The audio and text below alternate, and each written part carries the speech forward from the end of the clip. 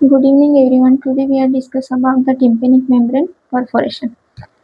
First of all, any definition છે.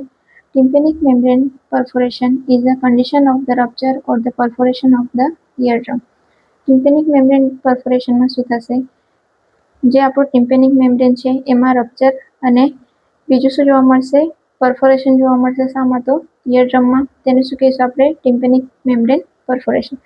ખાલી ડેફિનેશનમાં એટલું યાદ રાખવાનું છે કે જે આપણું ઇયરડ્રમ છે એમાં પરફોરેશન જોવા મળશે અથવા તો રપ્ચર જોવા મળશે, જેને શું કહીશું આપણે? ટિમ્પેનિક મેમ્બ્રેન પરફોરેશન. પછી છે કોઝિસ, કયા કયા કારણોથી થાય છે? તો ફર્સ્ટ છે ઇન્ફેક્શન. ઇન્ફેક્શનમાં કોઈ બી ઇન્ફેક્શન હોઈ શકે છે, બેક્ટેરિયલ, વાયરલ.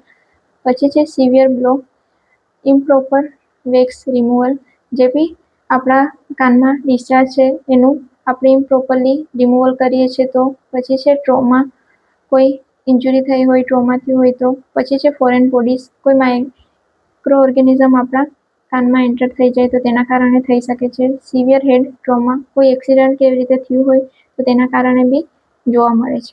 પછી છે સાઇન એન્ડ સિમ્ટમ્સ, કયા કયા સિમ્ટમ્સ જોવા મળશે? તો સૌથી પહેલું છે ઓટાલ્જિયા. ઓટાલ્જિયા એટલે એક ટર્મિનોલોજી છે, એની અંદર શું થશે? Pain in the ear. પછી છે fullness, blood tinged discharge from the ear.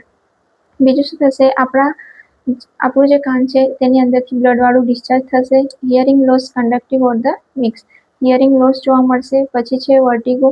વર્ટિગો એટલે ચક્કર જેવા આવશે. ટિનિટસ, ટિનિટસ એટલે રિંગિંગ સાઉન્ડ સાંભળવા મળશે. પછી છે ડાયગ્નોસ્ટિક ઇવાલ્યુએશન, હિસ્ટ્રી કલેક્શન કરશું, પછી ફિઝિકલ એક્ઝામિનેશન કરશું. ધેન આફ્ટર છે ઓટોસ્કોપી. ઓટોસ્કોપીમાં શું કરશું?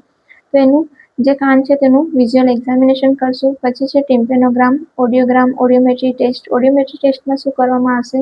તો જે બી આપણી હિયરિંગ એબિલિટી છે એને ટેસ્ટ કરવામાં આવશે. પછી છે મેનેજમેન્ટ. મેનેજમેન્ટમાં શું કરશું? તો એના સાઇન સિમ્ટમ્સ પ્રમાણે આપણે એનું મેનેજમેન્ટ કરીએ છીએ તો ફાર્મેકોલોજીકલ મેનેજમેન્ટ આવશે. તો તેના માટે શું કરશું? પેન છે, પેન માટે શું આપશું આપણે? એનાલ્જેસિક.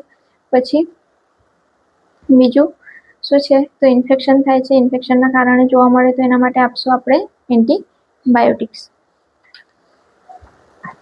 પછી છે સર્જિકલ મેનેજમેન્ટ.